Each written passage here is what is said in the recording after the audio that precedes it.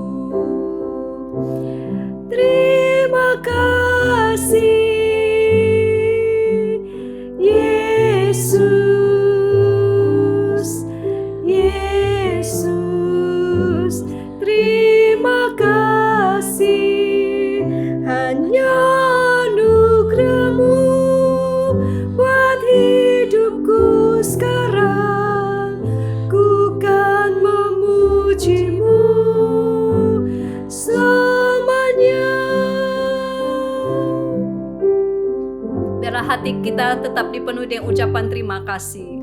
Ada sebab anugerah-Mu, ku ada karena kasih-Mu, Tuhan Yesus, ku berterima kasih buat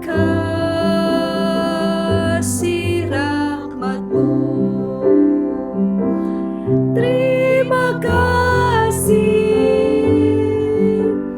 Yesus, Yesus, terima kasih hanya anugerah-Mu buat hidupku sekarang, ku kan memuji-Mu selamanya.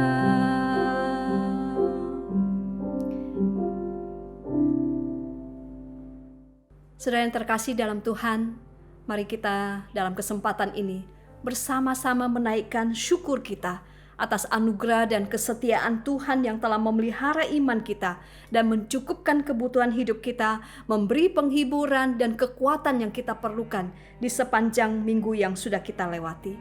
Mari kita juga doakan kesetiaan setiap jemaat Tuhan untuk beribadah kepada Tuhan, agar mereka terus bertekun di dalam doa dan saat teduh pribadi dan senantiasa mengandalkan Tuhan di dalam kehidupan mereka. Mari kita naikkan syukur kita dan doa kita di hadapan Tuhan. Bapa di surga, kami naikkan segala puji hormat kami kepada Engkau. Kami mau bersyukur untuk setiap anugerah yang Tuhan limpahkan di dalam kehidupan kami. Kami bersyukur untuk kesetiaan Tuhan yang sudah memeliharakan iman kami, yang sudah memberikan kami kecukupan di dalam hidup kami. Tuhan yang sudah memberikan penghiburan, memberikan kami kekuatan di saat kami mengalami kedukaan, di saat kami mengalami pergumulan. Terima kasih ya Tuhan untuk kekuatan yang Engkau berikan kepada kami, memampukan kami melewati hari kami di sepanjang minggu yang sudah kami lewati ini. Kami juga terus berdoa ya Tuhan, biarlah setiap jemaat-Mu boleh meresponi kesetiaan Tuhan dengan terus bersetia di hadapan Tuhan, setia untuk beribadah kepada Tuhan, setia di dalam saat teduh pribadi kami masing-masing, dan biarlah setiap kami menjadi orang-orang yang senantiasa hidup mengandalkan Tuhan di dalam kehidupan kami. Terima kasih Tuhan, dengarkan doa kami. Di dalam nama Tuhan Yesus kami berdoa. Amin. Saudara, ketika kita datang kepada Tuhan, kita menaikkan doa kita kepada Tuhan, kita rindu Tuhan mendengar doa setiap kita. Mari kita naikkan pujian, jangan engkau lalu. Biarlah Tuhan yang mendengarkan doa setiap kita.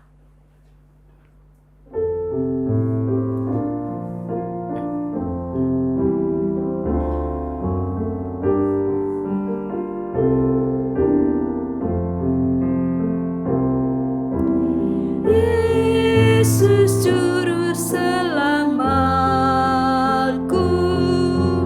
dengar doaku. Janganlah Tuhan lalui,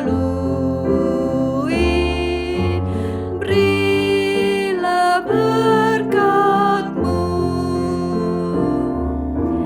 Yesus,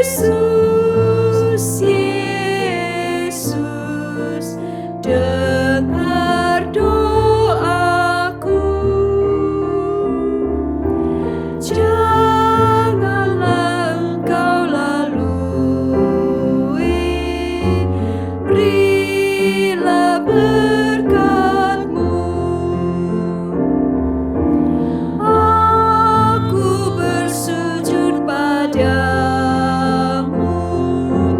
janganlah lalu. Terus ku pandang padamu, berilah berkat-Mu. Yesus, dengar doaku. Janganlah engkau lalui, berilah berkat-Mu. Saudara, mari kita doakan setiap tantangan dan pergumulan yang dihadapi oleh jemaat Tuhan, baik di dalam hal kesehatan, pekerjaan, keluarga maupun iman. Kita doakan juga para pengurus komisi, para aktivis, dan guru-guru sekolah minggu di dalam komitmen dan kesetiaannya untuk melayani serta tantangan dan pergumulan di dalam pelayanan mereka. Mari kita berdoa juga menyerahkan pelayanan di sepanjang minggu ini, baik di persekutuan-persekutuan maupun ibadah umum. Doakanlah para hamba Tuhan yang melayani firman dan setiap penata layan yang terlibat. Mari kita doakan juga pelayanan tim pelawatan agar boleh menjadi berkat bagi jemaat maupun keluarga jemaat yang dikunjungi, supaya mereka boleh dihiburkan, dikuatkan, boleh mendapatkan firman. Mari kita berdoa bersama-sama untuk keempat pokok doa ini. Bapa di surga, kembali kami datang kepadamu. Kami tahu Tuhan, kehidupan setiap jemaat Tuhan tidaklah semua berjalan dengan mulus. Oleh karena itu Tuhan, kami mau menyerahkan kehidupan setiap jemaat-Mu di hadapan Tuhan. Setiap tantangan dan pergumulan hidup yang mereka alami, biarlah mereka boleh datang ke ketika mereka bergumul, mereka boleh datang kepada Tuhan. Baik di dalam kesehatan mereka, baik di dalam pergumulan keluarga mereka, di dalam pekerjaan mereka, bahkan di dalam iman mereka. Tuhan, kiranya Engkau melihat, menilik setiap jemaat-Mu ya Tuhan.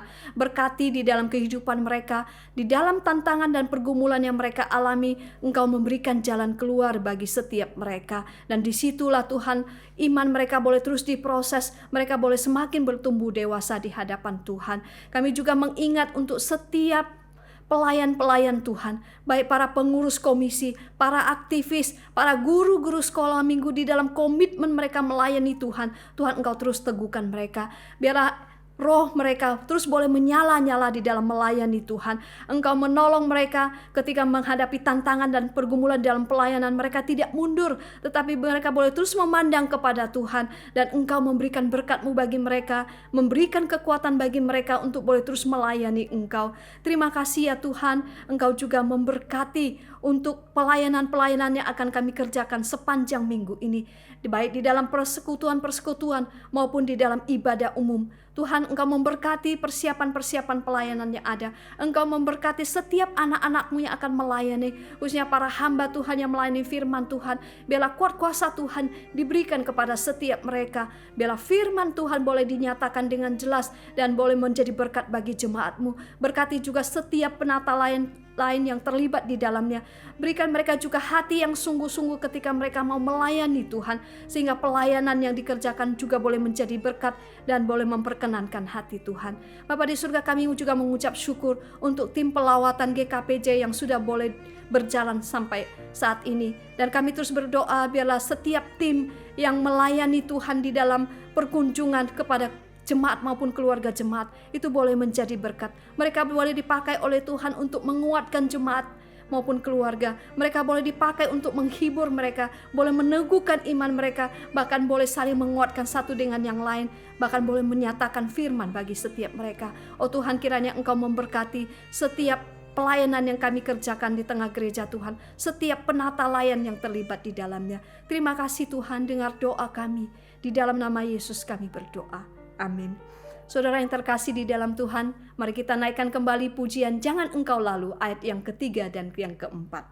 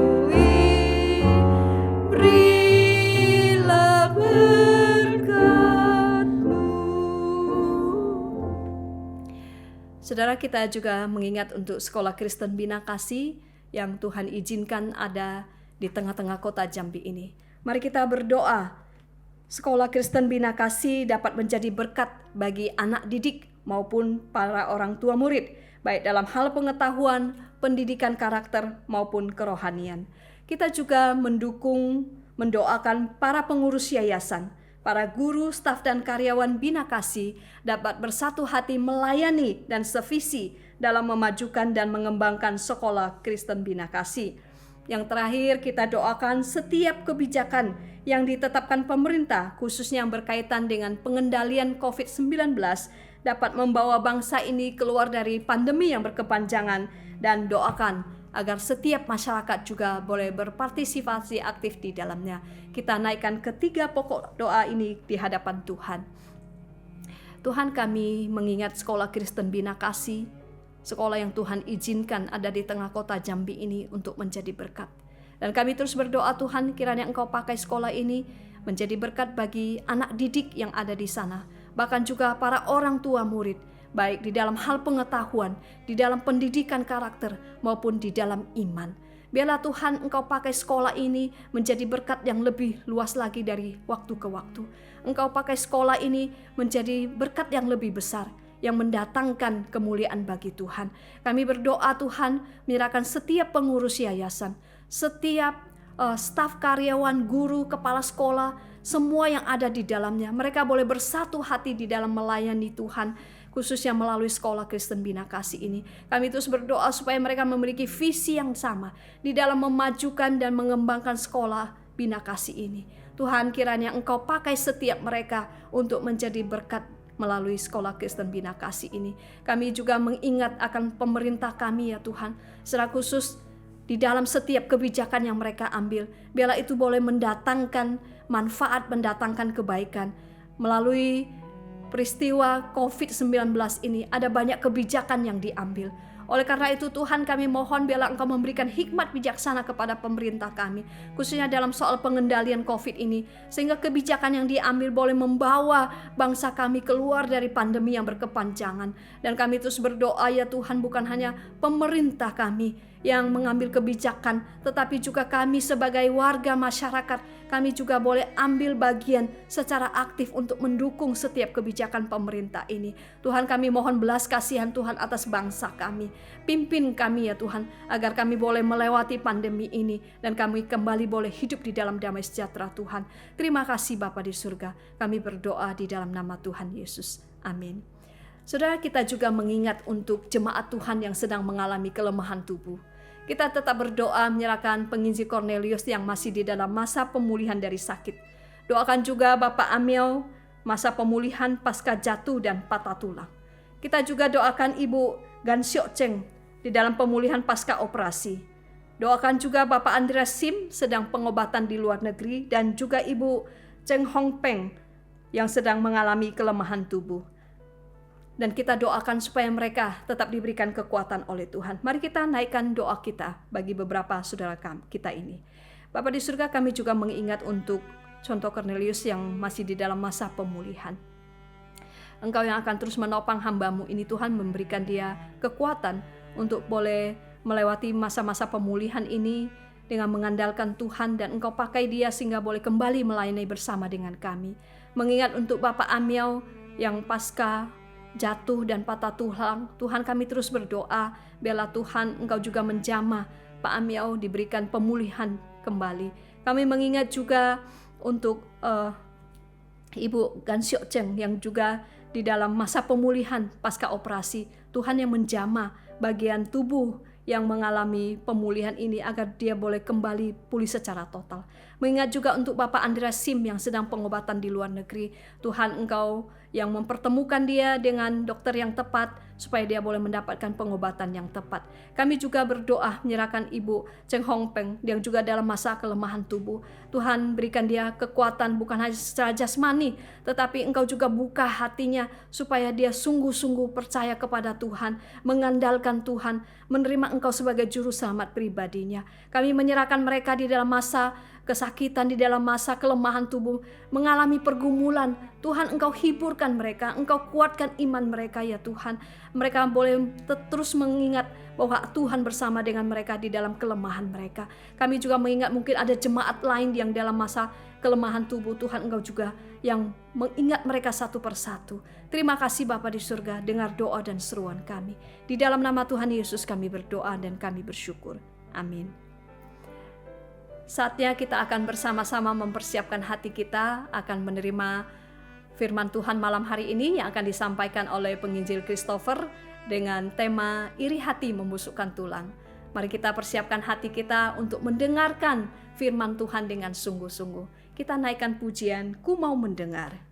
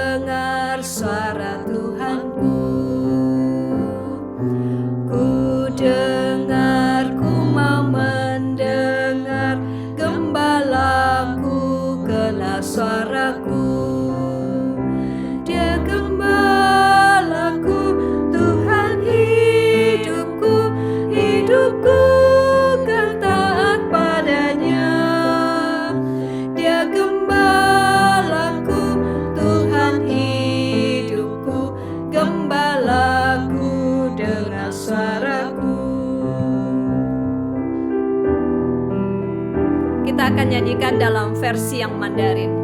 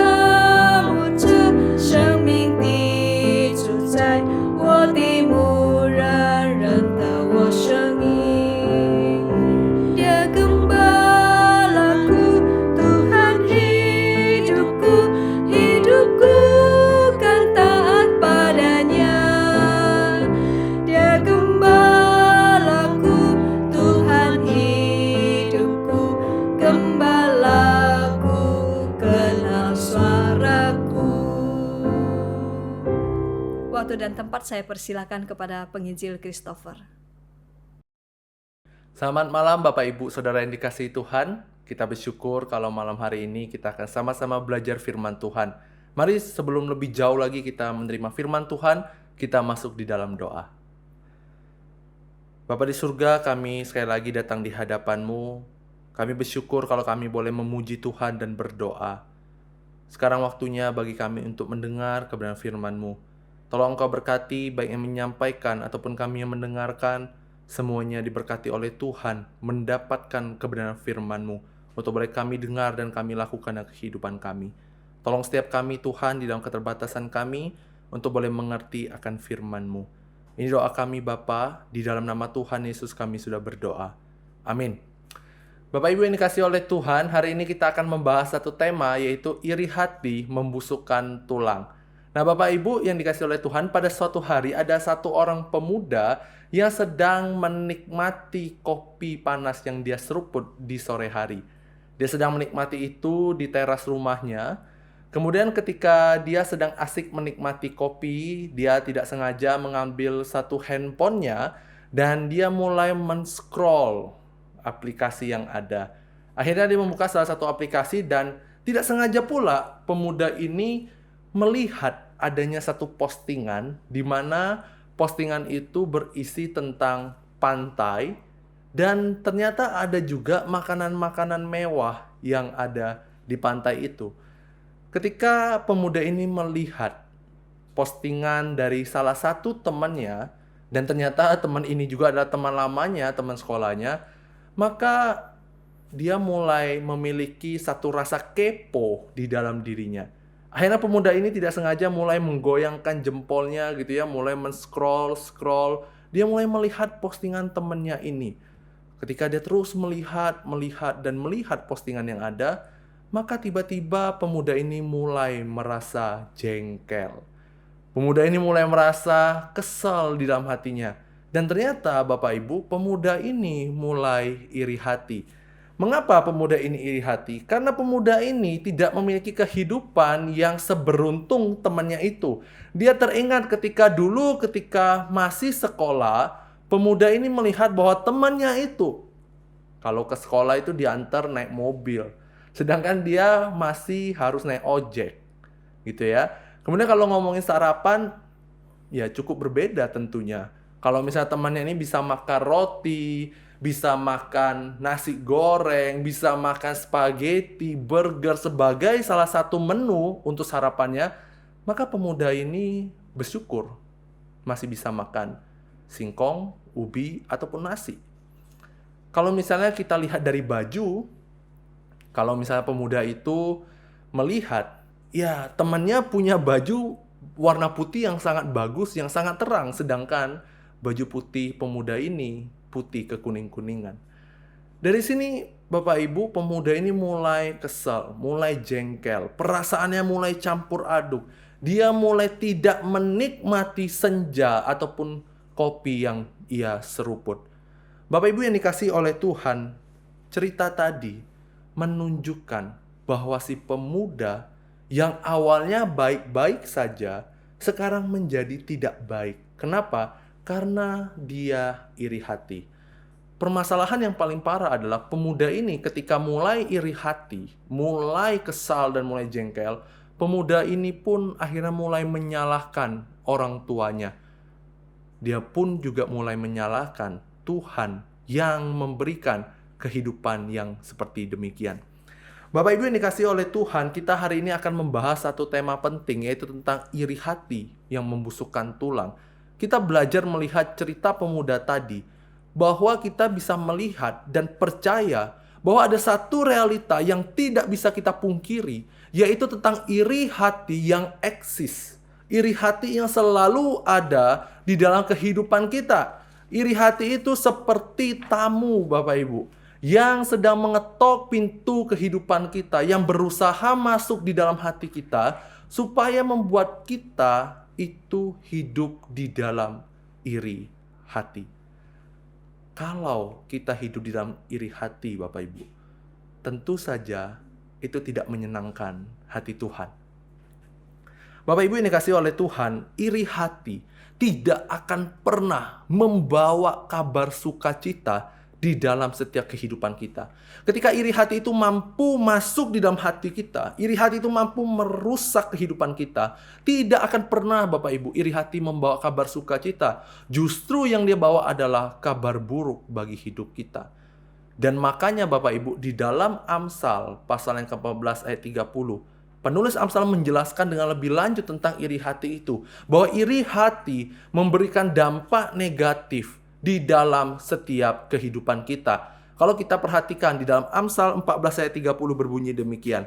Hati yang tenang itu menyegarkan tubuh, tetapi iri hati membusukkan tulang. Sekali lagi, Amsal 14 ayat 30, hati yang tenang menyegarkan tubuh, tetapi iri hati membusukkan tulang. Nah, hari ini kita akan sama-sama membahas kalau iri hati itu eksis, kalau iri hati itu ada di dalam kehidupan kita, bagaimana kita sebagai orang Kristen, sebagai murid-murid Kristus menyikapi permasalahan ini. Setidaknya ada dua jawaban yang akan kita pelajari bersama pada malam hari ini Bapak Ibu. Yang pertama, kita harus mengetahui bahwa iri hati pasti memberikan dampak negatif. Iri hati pasti memberikan hal-hal yang buruk. Bapak Ibu yang dikasihi oleh Tuhan, sebelum kita lebih jauh lagi membahas tentang hal ini, saya ingin membawa satu pemahaman yang sama terlebih dahulu kepada setiap kita mengenai kitab Amsal. Kitab Amsal ada dua kata kunci yang perlu kita sepakati bersama, yaitu kata hikmat dan juga takut akan Tuhan. Maksud hikmat di sini adalah bukan hanya sebatas pengetahuan yang mampu kita miliki atau yang mampu kita kuasai, Tetapi hikmat itu melampaui itu, di mana membawa kita untuk melakukan apa yang kita ketahui. Terus, bagaimana dengan sikap yang takut akan Tuhan? Takut akan Tuhan itu seumpama pagar bagi kita untuk dapat melakukan apa yang kita ketahui dengan satu hal penting, yaitu kita melakukannya dengan sikap yang takut akan Tuhan. Bapak, Ibu, Saudara, kita kembali melihat kepada kisah kehidupan pemuda tadi. Awalnya, pemuda ini sedang menikmati senja sore hari itu. Awalnya dia baik-baik aja. Dia merasa fine-fine aja. Tetapi hanya karena masalah iri hati ketika dia mulai melihat postingan temannya, dia mulai tidak sehat secara hati, mental, dan pikirannya. Semuanya terganggu, Bapak Ibu. Makanya ketika tadi awalnya dia baik-baik aja, dan ketika dia mulai iri hati, dia sudah tidak menikmati senja dan kopi yang ia seruput. Kalau misal kita perhatikan di dalam Amsal 14 ayat 30, Bapak Ibu, di situ dikatakan di ayat yang ke-30b, tetapi iri hati membusukkan tulang. Kata iri hati di sini, Bapak Ibu, bisa kita artikan dengan menggunakan bahasa Inggris, yaitu kata envy, yang artinya adalah suatu kesadaran yang menyakitkan bagi seseorang yang iri hati, karena dia menginginkan apa yang dimiliki oleh orang lain yang tidak dia miliki. Kalau misalnya kita lihat kata Tremper Longman, salah satu tokoh besar tentang Perjanjian Lama, dia juga mengatakan bahwa iri hati adalah keinginan marah yang dimana seseorang itu bisa merasakan marah yang luar biasa karena dia mengingini apa yang dimiliki oleh orang lain, yang dimana realitanya dia tidak memiliki itu. Jadi iri hati, Bapak Ibu. Penulis Amsal mengingatkan kita bahwa kita gampang sekali iri hati karena kita itu mengingini atau menginginkan apa yang tidak kita miliki, dan apa yang tidak kita miliki itu ternyata ada di dalam kehidupan orang lain. Kalau misalnya kita lihat contoh dalam kehidupan sehari-hari kita, mungkin Bapak Ibu pernah iri hati soal minyak goreng. Belakangan ini minyak goreng tuh cukup susah dicari. Apakah Bapak Ibu pernah sempat untuk iri hati? Kok mereka bisa ya dapat minyak goreng? Saya kok udah berusaha cari di tempat supermarket dan sebagainya, kok nggak dapat-dapat? Atau misalnya kita iri hati soal keuangan. Kenapa sahabat saya atau teman saya punya keuangan yang jauh lebih tinggi ketimbang saya? Atau mungkin soal kesehatan. Jadi Bapak Ibu, kalau misalnya kita lihat di dalam kehidupan kita, ada banyak sekali contoh yang dapat membuat kita menjadi iri hati. Dan kalau kita perhatikan, kata iri hati ini tidak bisa dipisahkan dengan kata setelahnya, yaitu membusukkan tulang. Memang secara kata aslinya itu berarti tentang pembusukan tulang.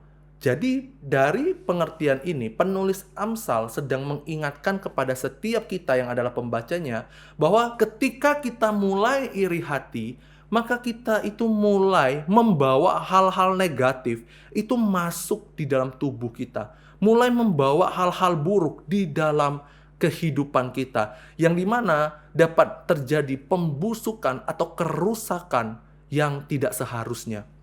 Bapak Ibu yang dikasih oleh Tuhan, kalau misalnya kita lihat ketika kita mulai iri hati gitu ya, kita akan mengalami gangguan banyak hal. Contoh, ketika Bapak Ibu mungkin pernah iri hati karena anak Bapak Ibu tidak seperti anak-anak yang lain. Atau mungkin keharmonisan keluarga atau relasi suami istri.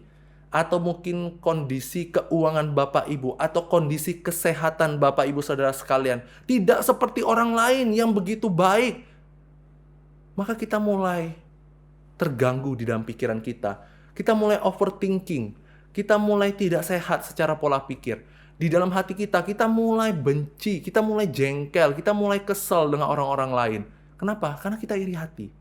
Dan yang lebih parahnya, di dalam aspek spiritualitas kita, kita mulai meragukan Tuhan di dalam kehidupan kita. Ketika kita mulai iri hati, kita mulai meragukan apakah Tuhan itu mampu memelihara dan mengasihi setiap kehidupan kita. Bahkan titik terparahnya, kita melupakan Tuhan. Oleh sebab itu Bapak Ibu, penulis Amsal hari ini mengingatkan kita, ketika kita iri hati, pasti akan membawa dampak negatif, hal-hal buruk itu masuk di dalam hidup kita. Pertanyaannya adalah bagaimana caranya? Bagaimana solusinya? Kita bisa menang melawan dosa iri hati ini hanya dengan satu cara, yaitu kita mengandalkan Kristus yang menolong, memuaskan kehidupan setiap kita. Bapak Ibu yang dikasihi oleh Tuhan, kalau kita perhatikan di dalam bagian yang lain, misalnya di dalam Ayub pasal 5 ayat 2, di situ dikatakan, sesungguhnya orang bodoh dibunuh oleh sakit hati dan orang bebal dimatikan oleh iri hati. Kalau kita lihat Pengkhotbah 4 ayat 4 dikatakan bahwa iri hati adalah kesia-siaan yang ada di dalam kehidupan manusia. Maka dari itu Bapak Ibu, hari ini salah satu cara kita menyikapi iri hati adalah kita tahu bahwa iri hati pasti membawa dampak negatif di dalam hidup kita. Kalau sekarang kita sudah tahu iri hati hanya akan membawa dampak negatif di dalam hidup kita, apakah kita masih mau jatuh kepada iri hati terhadap orang lain? Mari kita pikirkan bersama-sama.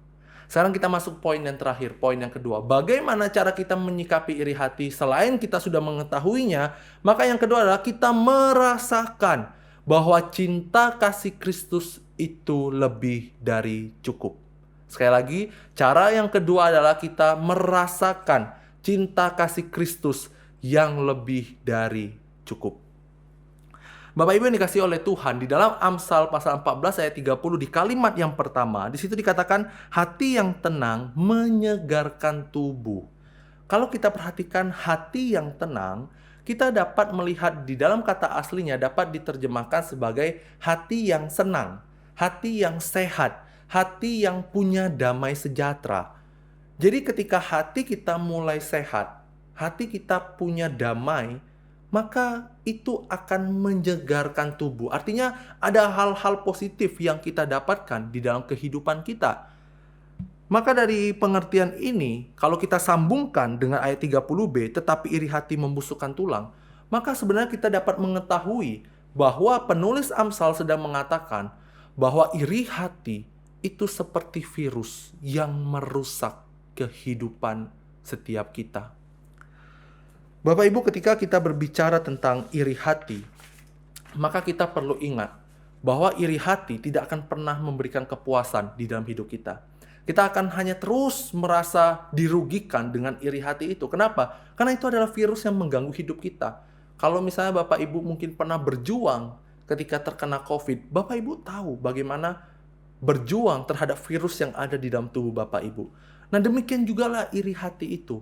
Ketika iri hati itu ada di dalam hidup kita, kita tahu hanya akan membawa hal-hal negatif yang kita bisa sebutkan seperti kita mulai tidak mampu berpikir dengan baik, kita mulai jengkel dengan orang lain, kita mulai menyalahkan orang-orang yang ada di sekitar kita, dan terlebih parahnya, kita mulai menyalahkan Tuhan terhadap situasi hidup kita hari ini. Bapak Ibu, kalau misalnya kita perhatikan di dalam contoh-contoh kisah Alkitab yang ada, saya akan paparkan. Misalnya di dalam Kejadian 4 ayat 1-8. Bapak Ibu, kisah ini adalah kisah tentang Kain dan Habel.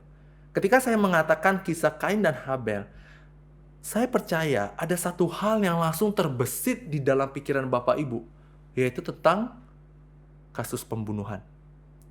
Kalau kita telusuri Bapak Ibu, mengapa bisa terjadi kasus pembunuhan? Tentu saja itu karena iri hati. Bapak Ibu, iri hati yang dialami dapat membawa kita kepada dosa-dosa yang lain. Dan di dalam kisah Kain dan Habel, kita sudah lihat bahwa iri hati itu menghasilkan dosa yang lain, yaitu dosa pembunuhan. Kalau misalnya kita lihat Bapak Ibu di kisah yang lain, kisah para rasul pasal yang ke-7 ayat 9, di situ menceritakan tentang kisah Yusuf yang dijual oleh saudara-saudaranya. Bapak Ibu pasti masih mengingat ceritanya bahwa Yusuf ini adalah anak emas dari Yakub. Dan saudara-saudaranya itu diperlakukan secara berbeda, tidak seperti Yusuf. Akhirnya saudara-saudara ini mulai iri hati, Bapak Ibu. Mulai iri hati kepada saudaranya yang paling kecil ini, yaitu si Yusuf. Akhirnya apa yang dilakukan oleh saudara-saudaranya? Dia mulai berniat untuk membunuh si Yusuf. Tapi pada akhirnya mereka menjual si Yusuf. Bapak Ibu, iri hati membawa kita kepada dosa-dosa yang lain. Kalau yang terakhir, contoh yang terakhir yang saya akan bagikan, di dalam Matius 27 ayat 18. Bapak Ibu, di dalam Matius 27 ayat 18, di situ ada kata dengki. Kata dengki di dalam terjemahan yang lain, di situ menggunakan kata envy, yang tadi sudah kita bahas, yaitu tentang iri hati. Siapa yang iri hati, Bapak Ibu? Di sini yang iri hati itu adalah para imam kepala dan juga tua-tua. Iri hati kepada siapa? Iri hati kepada Tuhan Yesus. Dan kita lihat, bukan? Hanya karena perkara mereka iri hati kepada Tuhan Yesus, kita tahu bahwa mereka menghasut orang banyak untuk menyalibkan Tuhan Yesus. Bapak Ibu, iri hati sekali lagi membawa kita kepada dosa-dosa yang lain. Maka betullah yang dikatakan oleh salah satu tokoh besar, yaitu Bruce Walker, yang mengatakan seperti demikian. Iri hati dapat mengantar kita kepada dosa-dosa yang lain. Karena pada dasarnya mereka percaya bahwa apa yang Tuhan berikan kepada mereka itu tidak pernah cukup. Orang yang iri hati, Bapak Ibu, adalah orang yang tidak akan pernah merasa cukup dengan apa yang mereka miliki dalam kehidupan mereka. Kalau misalnya kita ingat lagi, Bapak Ibu, baik itu cerita pemuda yang di awal ataupun kisah hidup kita. Mungkin pada awalnya kita adalah orang yang mampu mensyukuri dengan apa yang kita miliki, bukan? Kita mampu mengucap syukur sama Tuhan. Aduh Tuhan, thank you banget untuk berkat hari ini. Tapi ketika kita mulai iri hati, ucapan syukur kita mulai hilang. Kita mulai meragukan Tuhan. Dan bahkan kita mulai menyalahkan Tuhan. Bapak Ibu, kehilangan hati yang sehat hanya karena iri hati hanya akan membawa kehancuran di dalam hidup kita. Sehingga ketika kita terus iri hati, Bapak Ibu, iman yang harusnya bersinar itu justru kembali sirna. Maka dari itu, bagaimana solusi kita mengatasi masalah iri hati ini? Bagaimana kita sebagai murid Kristus itu mampu menang melawan setiap pergumulan daripada iri hati itu? Kita harus merasakan betapa besar cinta kasih Kristus yang jauh lebih daripada kata cukup di dalam kehidupan kita. Karena melalui kasih Kristus yang Ia tujukan kepada kita melalui kematiannya di kayu salib, itu menyadarkan kita bahwa hanya Dialah yang dapat memuaskan hati kita. Sehingga dari rasa puas itulah menghasilkan rasa kecukupan dengan setiap apa yang kita miliki di dalam kehidupan ini. Sehingga melalui kasih itu yang kita rasakan, iman yang sirna kembali bersinar. Bapak Ibu ini kasih oleh Tuhan, hanya melalui Kristuslah iri hati yang kita gumulkan hari demi hari itu dapat kita lawan. Sehingga di dalam keseharian kita, mungkin hari-hari ini kita bergumul dengan iri hati di dalam berbagai aspek contoh hidup kita. Tapi biarlah hari ini kita datang kepada Tuhan dan kita memohon supaya Kristus boleh memuaskan hidup kita sehingga kita mampu mengucap syukur dan merasa cukup di dalam setiap harinya. Bapak Ibu ini kasih oleh Tuhan, pada suatu hari ada satu mahasiswa yang sedang duduk di dalam perpustakaan. Pada saat itu mahasiswa ini sedang stres karena ada cukup banyak tugas yang harus segera dikumpul. Saking stresnya tiba-tiba ada terdengar suara hujan yang membasahi pipi daripada mahasiswa itu. Mahasiswa ini mulai menangis, stres, tertekan karena harus menyelesaikan tugas yang ada. Tetapi dia tidak mampu atau dia sulit sekali untuk dapat mengerti pelajaran bahasa Inggris. Karena tugas ini berhubungan dengan bahasa Inggris, Bapak Ibu. Mahasiswa ini begitu sulit. Dia begitu tertekan. Dan setiap waktu dia mengerjakan tugas itu, dia bergumul begitu berat. Sampai pada sore hari dan ke malam hari Bapak Ibu, tugas itu tidak selesai-selesai. Di tengah pergumulan mahasiswa ini Bapak Ibu, mahasiswa ini pun mulai ingat dengan teman satu angkatannya. Teman satu angkatan ini anggap saja si A. Jadi si A ini cukup pintar di dalam bahasa Inggris. Setiap kali dia membaca, dia mampu dengan cepat mengerti apa bacaan yang ada dengan menggunakan bahasa Inggris. Akhirnya mahasiswa ini mulai iri kepada si A. Dan dia berkata di dalam hatinya, Tuhan, andai saja saya bisa sepintar si A.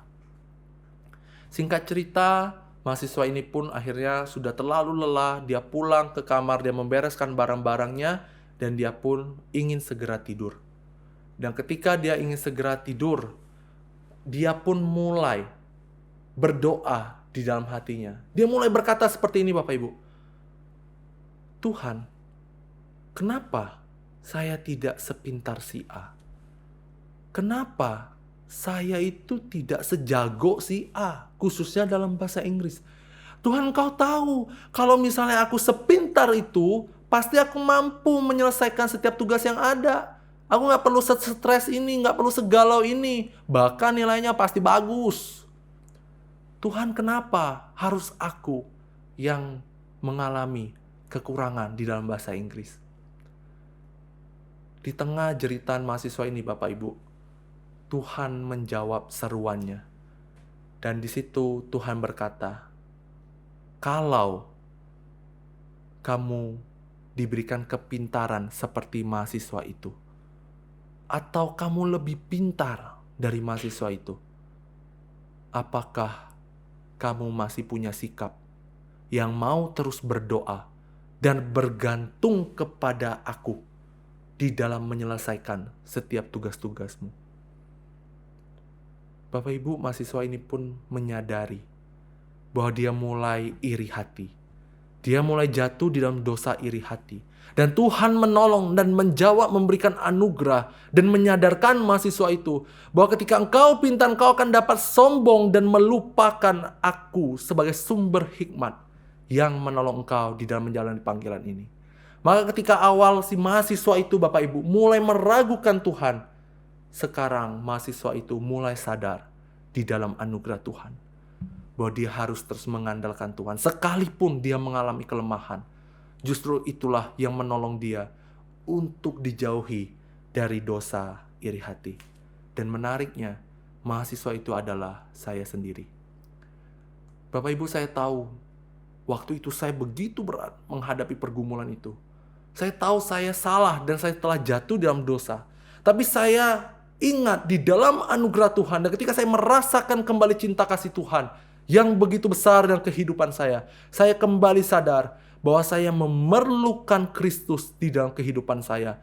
Karena hanya melalui Dialah saya mampu melawan setiap godaan iri hati. Bapak Ibu yang dikasihi oleh Tuhan, saya tidak tahu sampai sejauh mana Bapak Ibu hari ini menggumuli, berjuang terhadap dosa iri hati. Mungkin hari-hari ini Bapak Ibu mulai iri hati kepada orang-orang lain. Kenapa? Karena mereka memiliki harta kekayaan yang jauh daripada kita. Mungkin Bapak Ibu hari ini iri hati terhadap kesehatan. Kenapa saya sakit? Kenapa saya COVID tapi nggak sembuh? Atau saya punya sakit yang lain tapi nggak sembuh-sembuh. Tetapi mereka bisa hidup dengan sehat. Mungkin hari ini Bapak Ibu iri hati. Mereka memiliki usaha atau pekerjaan yang menjamin kehidupan mereka. Sedangkan Bapak Ibu mungkin tidak memiliki pendapatan ataupun tidak memiliki pekerjaan. Atau Bapak Ibu mungkin iri terhadap suasana keluarga mereka. Kenapa orang tua mereka dengan anak mereka bisa begitu harmonis, sedangkan keluarga saya tidak? Atau mungkin Bapak Ibu sedang iri karena mereka memiliki kerohanian yang begitu luar biasa, sedangkan kita tidak seperti demikian. Apapun Bapak Ibu hari ini, ketika engkau sedang bergumul tentang iri hati ini, percayalah bahwa engkau harus tahu bahwa iri hati itu hanya akan membawa hal negatif. Dan engkau harus merasakan bahwa kasih Kristus itu jauh lebih daripada kata cukup, yang memuaskan dan mencukupi kehidupan kita. Ketika hati kita cukup, ketika hati kita merasa puas di dalam Kristus, maka hati itu akan membawa kesegaran bagi tubuh kita. Biarlah kiranya di dalam pertolongan daripada Allah boleh menolong kita untuk berperang melawan dosa iri hati ini. Biarlah kiranya rancangan Allah Bapa itu menolong kita, menggenapinya dalam kehidupan kita. Dan cinta kasih Kristus memuaskan hidup kita. Dan Roh Kudus menolong kita hari demi hari berjalan bersama dengan Tuhan. Sehingga setiap kali kita iri hati, kita mampu mengucap syukur kepada Tuhan.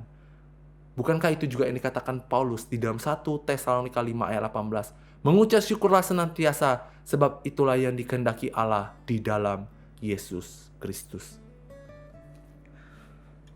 Bapak Ibu yang dikasih oleh Tuhan, ada hal menarik yang saya temukan. Amsal 14 ayat 30 itu tidak bisa terlepas dengan Amsal 14 ayat 27. Saya akan bacakan. Amsal 14 ayat 27.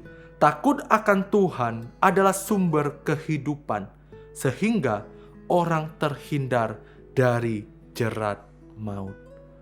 Maka hari ini penulis Amsal mengingatkan kita sekali lagi bahwa kita perlu tahu bahwa iri hati memberikan dampak negatif, dan kita perlu merasakan cinta kasih Kristus dalam hidup kita supaya kita bisa menang melawan setiap godaan dosa iri hati. Maka biarlah hikmat yang kita dapatkan pada malam hari ini dapat kita aplikasikan di dalam kehidupan kita dengan satu pagar yang jelas, bahwa kita melakukan kehidupan kita dengan sikap yang takut akan Tuhan.